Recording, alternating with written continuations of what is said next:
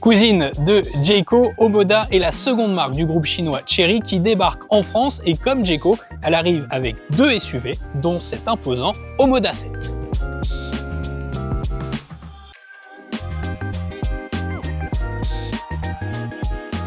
Alors autant les SUV Jayco importés en France ont une identité très proche des Range Rover, autant les modèles signés Omoda ont un design qui leur est propre. En témoigne notamment cette face avant, à commencer par ses optiques très effilées et ce feu de jour à 2 étages qui donne un petit peu d'agressivité, presque de la sportivité à cet Omoda 7, et surtout difficile de ne pas détourner le regard, de ne pas être happé par cette calandre trapézoïdale en nid d'abeille du plus bel effet qui disparaît ici en fondu. Et cette calandre trapézoïdale, ça vous rappelle pas Lexus ?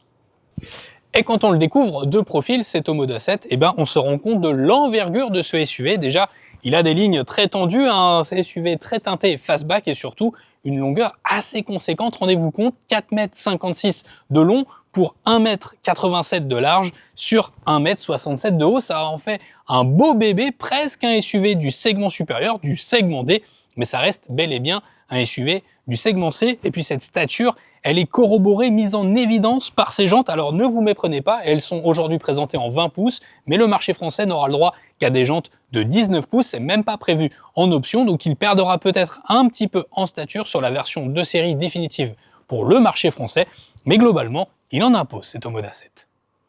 Et à l'image de la proue, la poupe, elle aussi, a ses propres codes visuels et esthétiques. En témoigne cette signature lumineuse en forme d'éclair avec ce bandeau qui vient relier les feux arrière pour donner là encore une certaine stature, un peu de présence à ce Omoda 7. Et SUV oblige, on attend d'un SUV de segment C une certaine capacité d'emport. Ce SUV chinois propose une capacité de 537 litres. Alors, à l'image de ses cousins Jayco, on a un coffre qui est parfaitement dessiné, parfaitement plat, pratique pour y stocker des bagages ou charger le coffre en conséquence. Le seuil de chargement, lui aussi, est plutôt à bonne hauteur, pas trop haut perché, ça c'est pratique. Et puis on a également, de part et d'autre, ces gros espaces de rangement qui viennent là aussi alimenter, parfaire le tout. Bref, il est dans la moyenne, il n'est pas le plus riche en termes d'espace, en termes de capacité d'emport. Néanmoins, il se montre assez accueillant, et ça pour les familles, c'est un vrai bon point. Si chez Omoda, au niveau du design, on se démarque du cousin Jayco, en revanche, en termes de motorisation, on recycle les organes puisque l'Omoda 7 se cache en plastique dans un souci d'insonorisation, de confort acoustique, qui met en évidence d'ailleurs au passage le vitrage acoustique de cet Omoda 7. Vous retrouvez une seule motorisation hybride rechargeable, du moins pour le marché français. Alors dans les faits, vous avez un moteur thermique 4 cylindres en ligne turbo 1,5 litre couplé à un moteur électrique. La puissance maximale cumulée offre 279 chevaux pour 365 Nm de couple. On retrouve également la même batterie de 18,4 kWh. Celle-ci promet une autonomie de 90 km en cycle mixte WLTP en tout électrique. Et ajouté aux 60 litres de réservoir, vous avez une autonomie maximale que le constructeur promet de 1200 km. Et justement, c'est rendu possible par une consommation mixte de carburant de 2,3 litres au 100 km, toujours en cycle mixte WLTP. Et c'est des chiffres assez étonnants puisque cet Omoda pèse 100 kg de plus que son cousin le Jayco 7 qui hérite de la même motorisation. Un passage par le labo d'AutoPlus permettra de confirmer ou d'infirmer ces données chiffrées. À bord, l'Omoda 7 recycle de nombreux éléments dérivés de la maison mère Chery, à commencer par le combiné d'instruments numériques de 8,9 pouces. On le retrouve déjà sur le Jayco 5 dont nous vous parlions par le passé. L'Omoda 7 le réemploie. Alors il est moins bien intégré que sur le cousin puisqu'il est presque posé à même la planche de bord. En revanche, là où l'Omoda 7 se démarque, c'est avec ça, l'immense écran central. Il mesure 15,3 pouces. Alors, il est au format paysage, donc il prend de l'espace, clairement, sur cette planche de bord. Et si jamais vous le trouvez justement trop encombrant, cet écran central, avec 4 doigts seulement, hop, vous le passez directement à votre passager. C'est un véhicule qui se revendique aussi très technologique, en témoigne la vingtaine d'aides à la conduite. Alors tout est de série, législation oblige. Vous avez également une connectivité Apple CarPlay et Android Auto sans fil, toujours de série.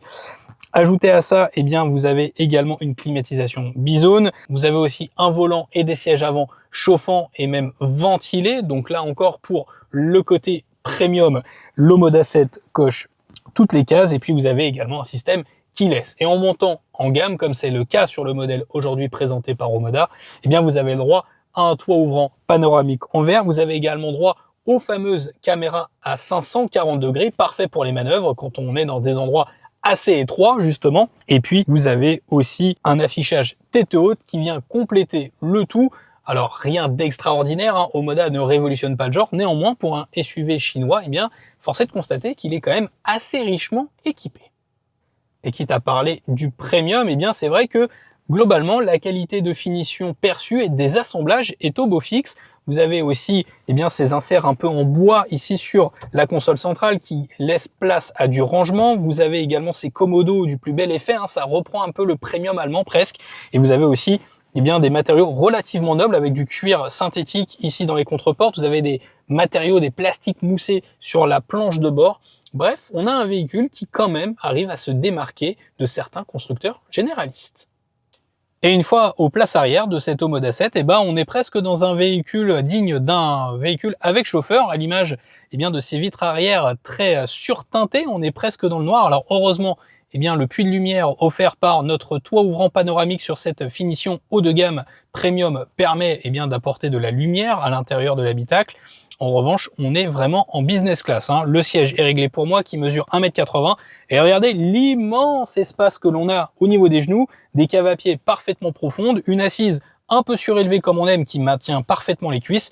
Là, on est parfait pour des voyages au long cours. Vous avez également un plancher parfaitement plat, donc si on a envie d'y stocker quelques objets en plus, c'est tout à fait possible. Et cet immense espace est rendu possible par l'empattement qui mesure tout de même 2,72 m sur cette Omoda 7. Ça se ressent clairement aux places arrière et avec, en plus de ça, le même soin importé qu'à l'avant avec ce cuir synthétique ici dans les contreportes, ces mousses ici sur la partie haute ou encore ces inserts en bois. Bref, c'est pas fait pour ça à la base, mais on pourrait presque voyager et avoir envie d'un chauffeur pour conduire ce SUV chinois. Et terminons à présent avec les choses qui fâchent, à savoir les tarifs de cette Omoda 7. Alors au moment de tourner ces images, il est encore trop tôt pour nous pour avoir les tarifs officiels. En revanche, on a déjà une première estimation du prix. La marque annonce un prix estimé entre 40 et 45 000 euros. Alors c'est un prix qui s'entend bien évidemment hors option et en entrée de gamme puisque vous aurez droit à 2 niveaux de finition sur ce SUV chinois. L'entrée de gamme confort et le haut de gamme sobrement baptisé premium. Quant à moi, il ne me reste plus qu'à vous remercier d'avoir regardé cette vidéo jusqu'au bout. Comme d'habitude, on s'abonne, on laisse un like et un commentaire sous la vidéo et je vous retrouve très bientôt pour de nouvelles vidéos. Ciao!